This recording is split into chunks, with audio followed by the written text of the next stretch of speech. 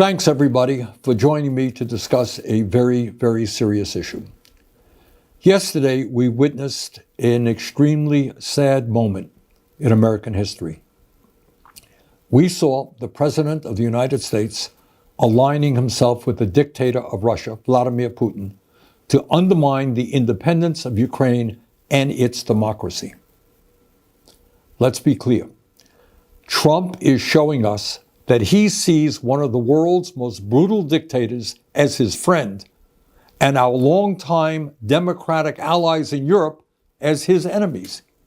He wants a world that is safe for authoritarians and oligarchs, but extremely dangerous for democracies.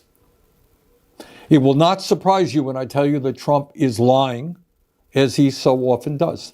Yesterday, Trump said that Ukraine started the war. That's not true. Russia invaded Ukraine twice, first in 2014 and then again in 2022. Right now, Russia occupies about 20% of Ukraine. Since Putin's horrific invasion, over 1 million people have been killed or injured. Every single day, Russia continues to rain down hundreds of missiles and drones on Ukrainian cities. Putin's forces have massacred civilians and kidnapped thousands of Ukrainian children, bringing them back to Russian re-education camps.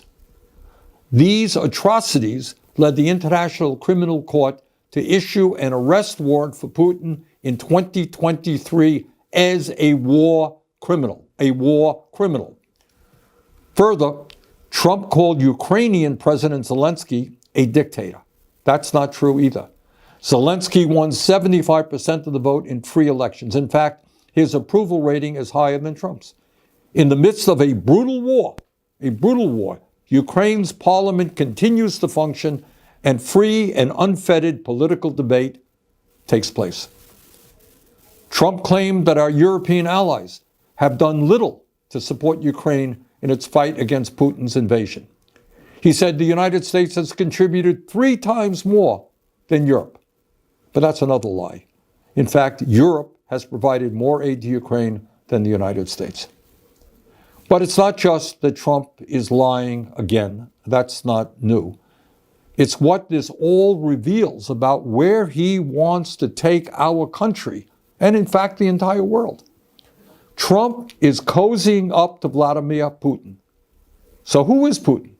And what kind of world does he want to build? Putin is a dictator who crushed Russia's movement toward democracy after the end of the Cold War.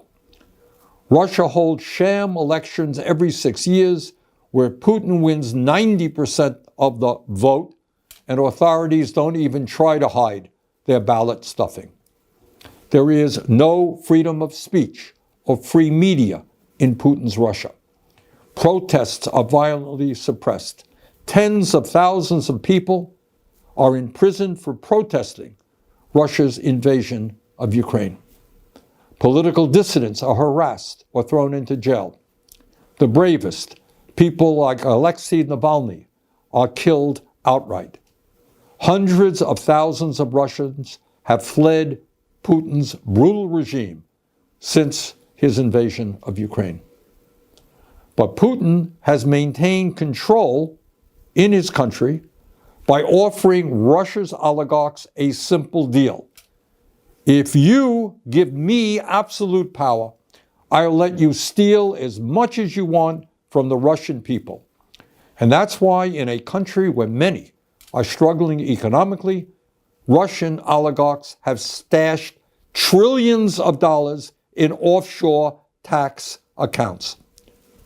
That is the Russian leader that Trump admires. That is the Russian oligarchy that he supports.